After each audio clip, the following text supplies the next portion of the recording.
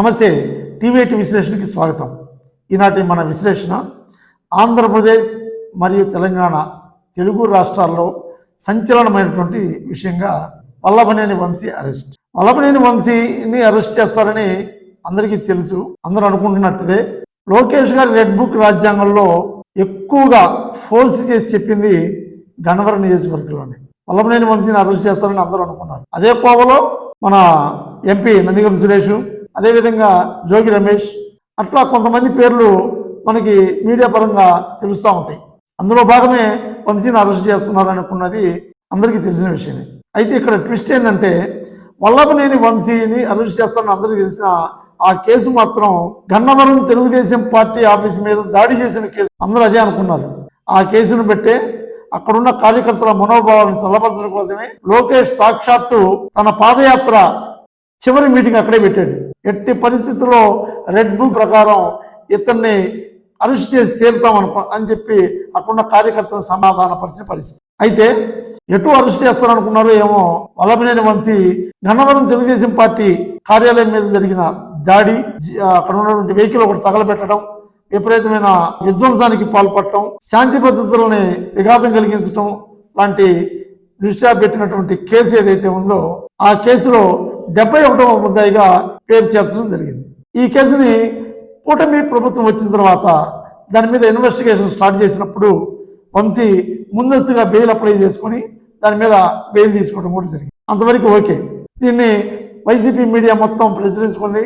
వల్లభనేని వంశీకి ముందస్తు బెయిల్ అనుకున్నారు, ఇంకా అరెస్ట్ చేయలేరు అనేటువంటి పరిస్థితులు ఆంధ్రప్రదేశ్లో వార్తలు వస్తున్న టైంలో సడన్ గా వైసీపీ మీడియాలో ఒక వార్త సంచలనం రేకెత్తింది. అది ఏదైతే గన్నవరం తెలుగుదేశం పార్టీ విధ్వంసం జరిగినప్పుడు అక్కడ కంప్యూటర్ ఆపరేటర్గా ఎవరైతే ఉన్నారో సత్యవర్ధన్ అనేటువంటి ఎస్సీ సామాజిక వర్గానికి చెందినటువంటి యువకుడు ఎవరైతే ఉన్నారో అతను సడన్ గా 10వ తారీఖున విజయవాడ ఎస్సీ ఎస్టీ కేసులు పరిష్కరించేటువంటి ప్రత్యేక కోర్టు ఏదైతే ఉందో అక్కడ జడ్జి ముందు వాంగ్మూలం ఇవ్వడం జరిగింది. ఏమని, అసలు ఈ కేసు నేను విత్డ్రా అయిపోతున్నాను, ఈ కేసు అసలు అక్కడ జరిగినటువంటిది నాకేమీ తెలియదు అంటూ అతను అప్రూవ్గా మారి కేసును విత్డ్రా చేసుకోవడం జరిగింది. దాన్ని వైసీపీ అనుకూల మీడియా పత్రికలన్నీ ప్రచురించి అసలు తప్పుడు కేసు ఇది అంటూ వాళ్ళకు అనుకూలంగా వాళ్ళ వార్తలు రాసుకొని సాటిస్ఫై అయినటువంటి పరిస్థితి.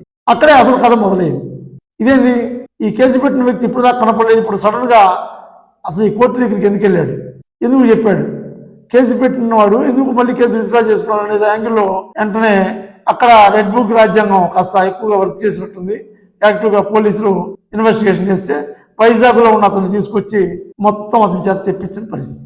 పోలీసుల కథనం ప్రకారం అతను 7వ తారీఖు ఆయుష్ హాస్పిటల్ దగ్గరికి వస్తే అక్కడి నుంచి వల్లభనేని వంశీ అనుచరులు ఎవరైతే ఉన్నారో వాళ్ళు కిడ్నాప్ చేసి హనుమాన్ జంక్షన్ తీసుకెళ్లి మరి అతని చేత కోర్టులో ఈ విధంగా చెప్పించి వాళ్ళకు అనుకుగా అదేవిధంగా కొన్ని వీడియోలు తీసి ఆ తర్వాత ఇతన్ని హైదరాబాద్ ఏదైతే ఉందో వంశీ ఉండేటువంటి మైహోమ్ విజా అనే దాంట్లో తీసుకెళ్లి వంశీతో మాట్లాడించి అక్కడ వీడియోలు కొన్ని తీసుకొని ద్వారా అతను తీసుకెళ్లి వైజాగ్ పంపించినటువంటి పరిస్థితి అంటూ పోలీసు కథనం.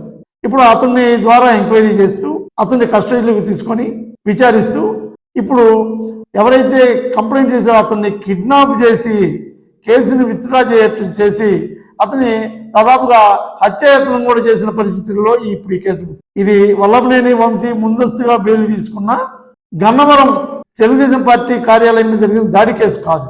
ఆ దాడి కేసులో కంప్లైంట్ ఎవరైతే ఉన్నారో సత్యవర్ధన్ అతన్ని కిడ్నాప్ చేసి తప్పుడు వాంగ్మూలం ఇప్పిస్తూ అతన్ని హత్య చేసే ప్రయత్నం చేసే విధంగా ఈ కేసు బుక్ అయినట్టుగా పోలీసులు చెప్పారు. ఆ కేసు కింద దాదాపుగా 12 మందిని పోలీసులు కేసులో చేరిస్తే ముగ్గురిని వంశీతో పాటు ఇంకో ఇద్దరిని ఈరోజు రిమాండ్కి పంపించారు. మరి విజయవాడ కమిషనర్ గారి ఇందాక ప్రెస్ మీట్ లో మాట్లాడుతూ మేము కస్టడీకి పిటిషన్ వేస్తున్నాము, కస్టడీకి తీసుకుని విచారించి దీనికి తగ్గ సాక్ష్యాధారాలతోటి ఈ కేసుని శిక్ష పడేలా చేస్తామంటూ ప్రెస్ మీట్ పెట్టి రాజశేఖర్ గారు కమిషనర్ ఆఫ్ విజయవాడ చెప్పినటువంటి పరిస్థితి. అంటే పోలీసులు ఒక ఆధారంతో వల్లభనేని వంశీని అరెస్ట్ చేశారు. దానికి కావలసినటువంటి ఏదైతే సాక్ష్యాధారాలు ఉన్నాయో టెక్నికల్ ఎవిడెన్సెస్ అన్నారు ఆయన. టెక్నికల్ ఎవిడెన్సెస్ అంటే ఆయన చెప్పిన ప్రకారం సీసీ కెమెరాల ఫుటేజీ, మీడియా ఫుటేజీ, అదేవిధంగా డ్రోన్ ఫుటేజీలు, అదేవిధంగా టోల్ గేట్లో ఉన్నటువంటి కారు ఫుటేజెస్, వీళ్ళ సెల్ ఫోన్ కాల్ డేటాలు, వీటన్నిటిని సేకరించి దీని వెనకాల ఎవరెవరు ఉన్నారు, ఆ దాడి సమయంలో ఎవరెవరు ఉన్నారు, ఈ సత్యవర్ధన్ని కిడ్నాప్ చేసే దాంట్లో ఎవరెవరు ఉన్నారు, దీన్ని ఇతను ఎక్కడెక్కడికి తీసుకెళ్లారు, ఏమేం చేయదలుచుకున్నారంటూ కేసును బలోపేతం చేసే సాక్ష్యాల కోసం కస్టడీకి కోరుతున్నట్టుగా ఆయన చెప్పారు. దీన్ని బట్టి చూస్తే వల్లభనేని వంశీని కస్టడీకి తీసుకొని తమదైన యాంగిల్లో విచారించి ఇంకా మరి కొందరి పేర్లు చేర్చే అవకాశం కూడా లేకపోలేదు.